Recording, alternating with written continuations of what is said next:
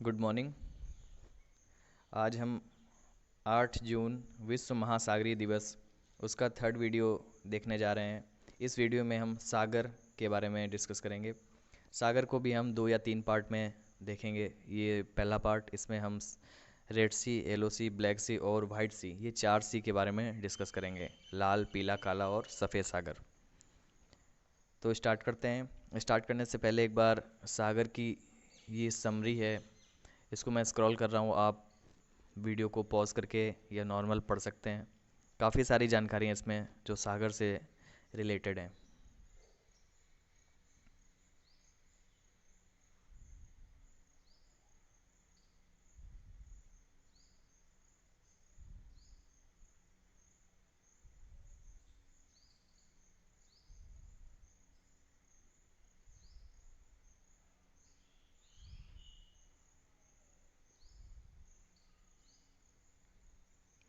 अब हम स्टार्ट करते हैं आज लाल सागर से, रेड सी। पहले हम इसके बारे में थोड़ा सा पढ़ेंगे और फिर मैप में आराम से डिस्कस करेंगे कहाँ पर है, क्या इसकी लोकेशन है।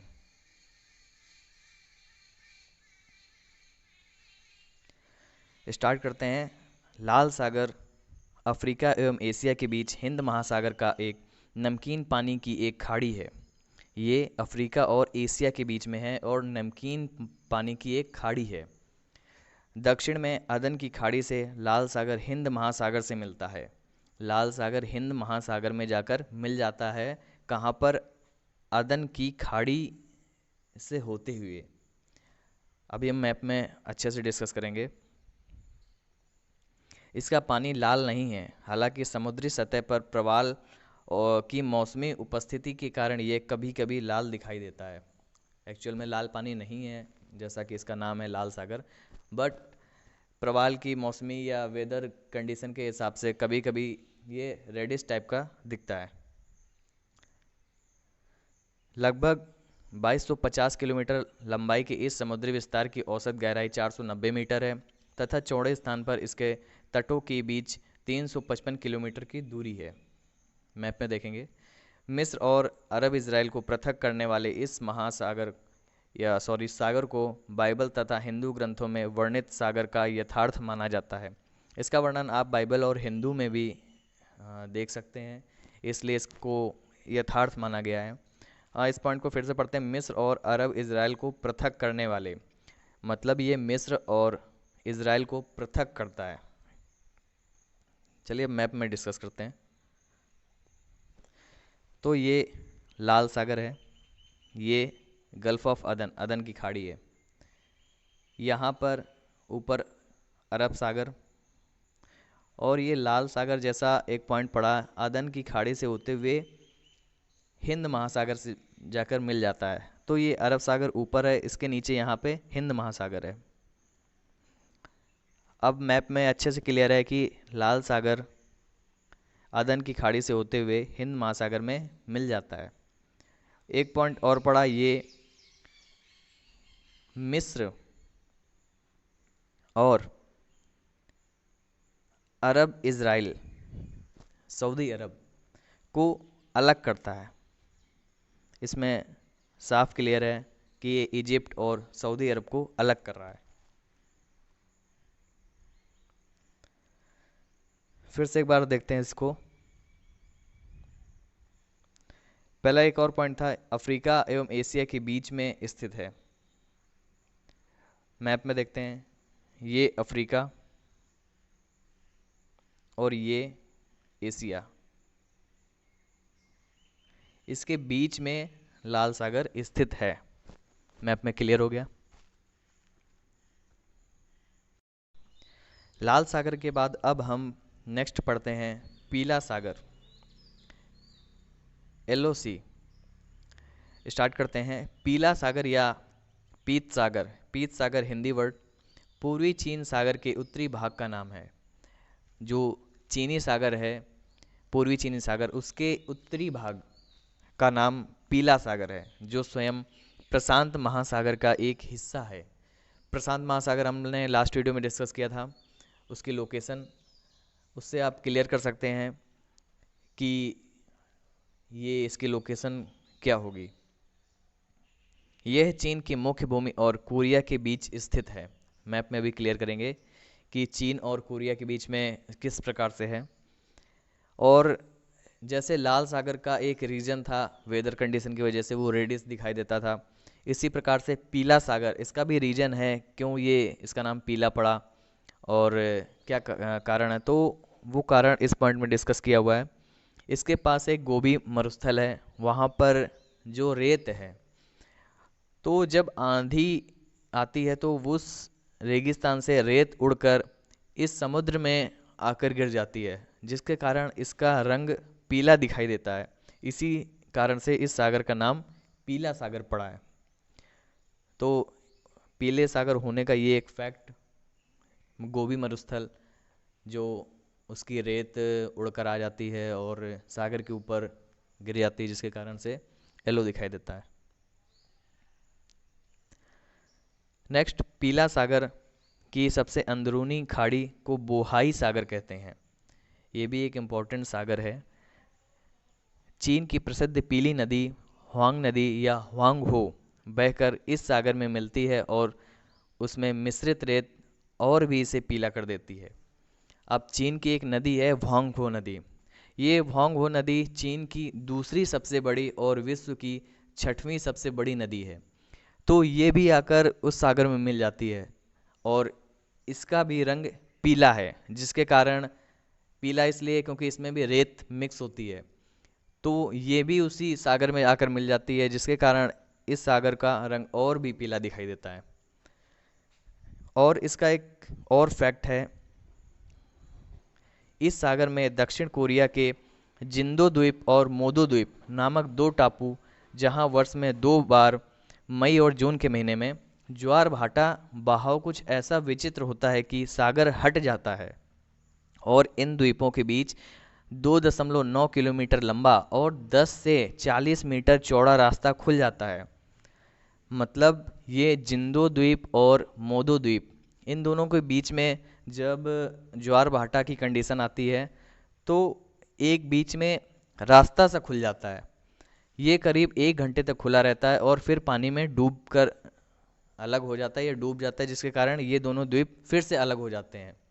वरना इन दोनों के बीच में एक रास्ता सा खुल जाता है और दोनों द्वीप एक हो जाते हैं। तो ये एक इसका अच्छा सा फैक्ट था। फिर से इसको पढ़ते हैं। दक्षिण कोरिया के जिंदो द्वीप और मोदो द्वीप, ये दो हैं जो जिनके बीच में ऐसा होता है।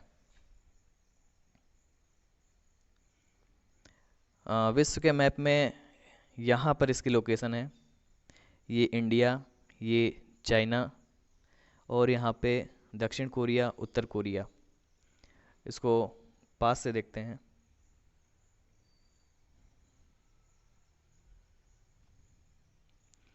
तो ये चाइना, ये उसकी हुआंग हो नदी जो बोहाई सागर में आकर मिल जाती है।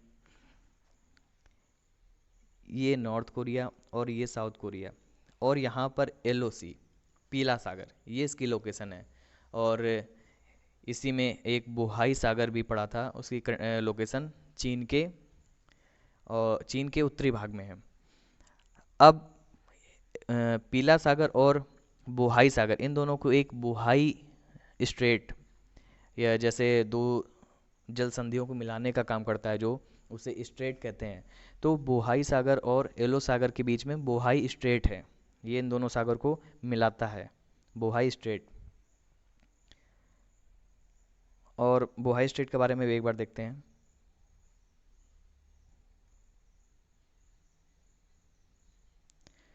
बोहाई सागर या बोहाई खाड़ी उत्तरी और उत्तर पूर्वी चीन से लगा हुआ एक सागर है, जो पीले सागर की सबसे अंदरूनी खाड़ी है। मैप में जैसे क्लियर था, ये पीले सागर की सबसे अंदरूनी एक खाड़ी है। पीले सागर के साथ साथ बोहाई सागर भी प्रशांत महासागर का एक हिस्सा है।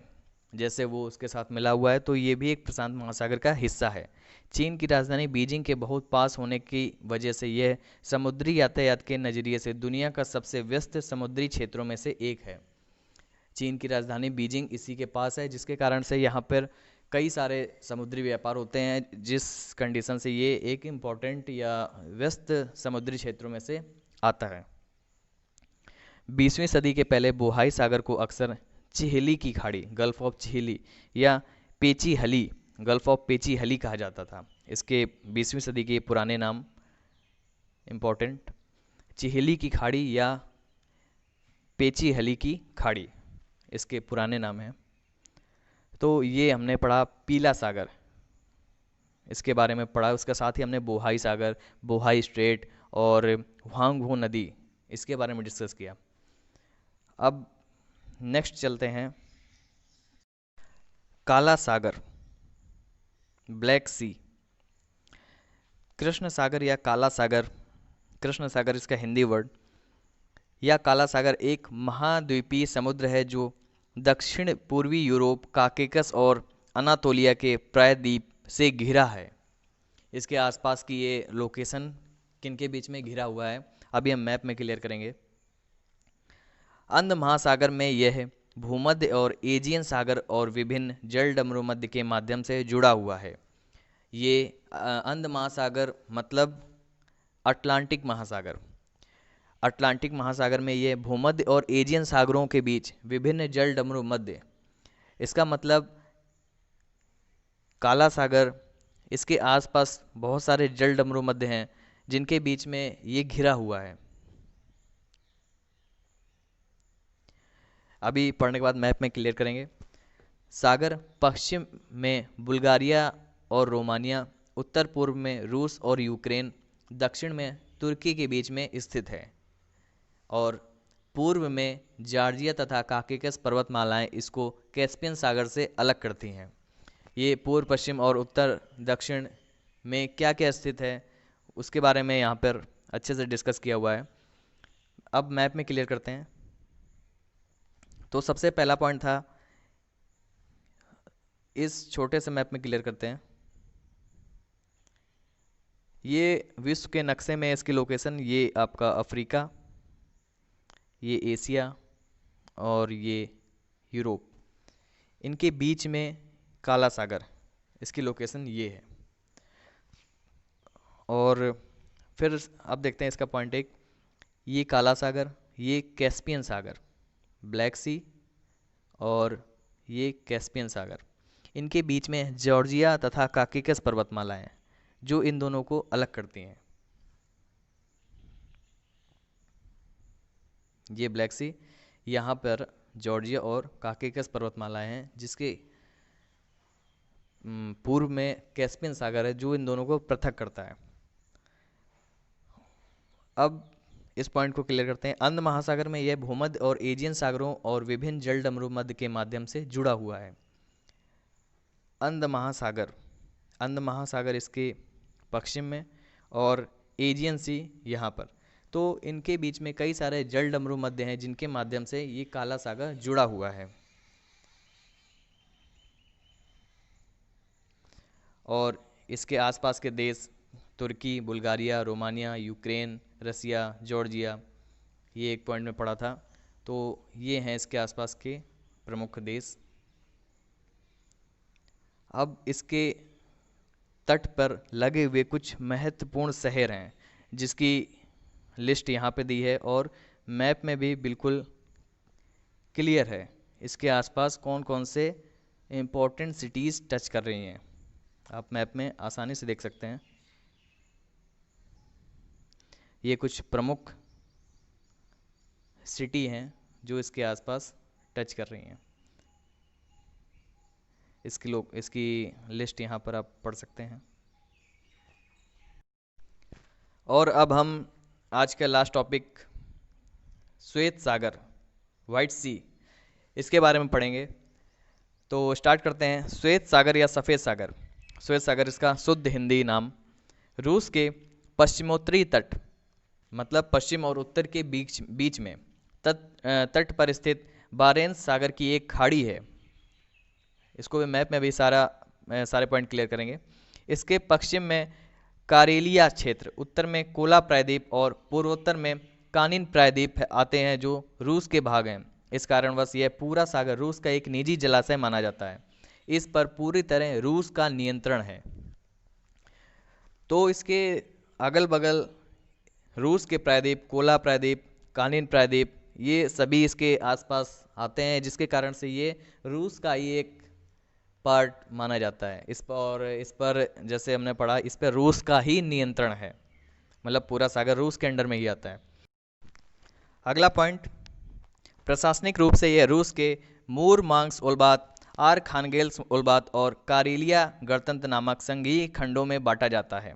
अगर हम एडमिनिस्ट्रेटिव पर्पस से देखें तो ये रूस ने इसको 2-3 भागों में अलग अलग डिवाइड कर रखा है। नेक्स्ट, रूस के इतिहास में यहाँ से चलने वाले व्यापार का बहुत महत्व रहा है। इसका महत्व इसलिए रहा है क्योंकि इसके उत्तर पूर्वी क्षेत्र से जो भी व्यापार या जो भी मिलिट्री एक्सरसाइज होती थी वो इसी सागर के माध्यम से होती थी। इस कारण ये काफ़ी इम्पोर्टेंट रहा है।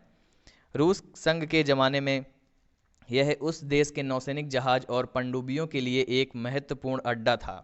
जैसे हमने अभी ऊपर वाले पॉइंट में डिस्कस किया कि मिलिट्री एक्सरसाइज के लिए ये एक इम्पॉर्टेंट सी था, तो वही चीज़ इसमें बताई है, देश के नौसैनिक और जहाज और पनडुब्बियों के लिए ये महत्वपूर्ण अड्डा था। वहाँ पर रूस के नेवी बेस स्टेबलाइज थे, तो इसलिए इम्पोर्टेंट है।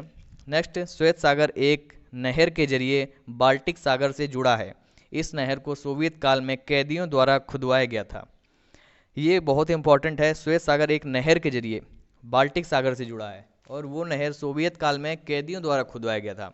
ये सारे पॉइंट अभी हम मैप में डिस्कस कर लेते हैं। तो सबसे पहले लोकेशन इसकी वर्ल्ड के मैप में, ये रसिया, ये यूरोप, ये अफ्रीका और नीचे एशिया। इसके पश्चिमी उत्तरी भाग में सफ़ेद सागर स्थित है। सफ़ेद सागर। और एक पॉइंट था जो डिस्कस किया था कि सफ़ेद सागर कोला पेनिनसुला और कैनिन पेनिनसुला के बीच में स्थित है। ये दोनों ही पेनिनसुला रसिया के भाग हैं। इस तरह से सफ़ेद सागर पूरा रसिया के अंडर में आता है। अगला पॉइंट था, ये सफ़ेद सागर बाल्टिक सागर से एक नहर के माध्यम से जुड़ा हुआ है। तो वो नहर ये रेड कलर से आपको दिखाई दी गई है, सफ़ेद सागर और बाल्टिक सागर, ये इसके बीच में एक नहर है जो सोवियत संघ के ज़माने में कैदियों द्वारा खुदवाई गई थी इसको मिलाने के लिए। तो ये आपने सफ़ेद सागर के बारे में लगभग सब कुछ पढ़ लिया जो इम्पोर्टेंट था। और उसके साथ ही कोला प्रायद्वीप और कानिन प्रायद्वीप, इसको भी हमने मैप में देख लिया कहाँ पर इनकी लोकेशन है। तो इस प्रकार से आज 4 सागर हमने पढ़े, लाल सागर, पीला सागर, काला सागर और सफ़ेद सागर। और आज के लिए इतना ही। अगले वीडियो में हम बचे हुए और भी जो बहुत सारे सागर हैं विश्व में, जैसे अभी एक बेरिंग सागर पड़ा और पीले सागर में कई सारे सागर आसपास के थे जो चीन के भाग हैं या और कई सारे देशों के बीच में स्थित हैं, तो उनके बारे में हम अगले वीडियो में देखेंगे। सागर पार्ट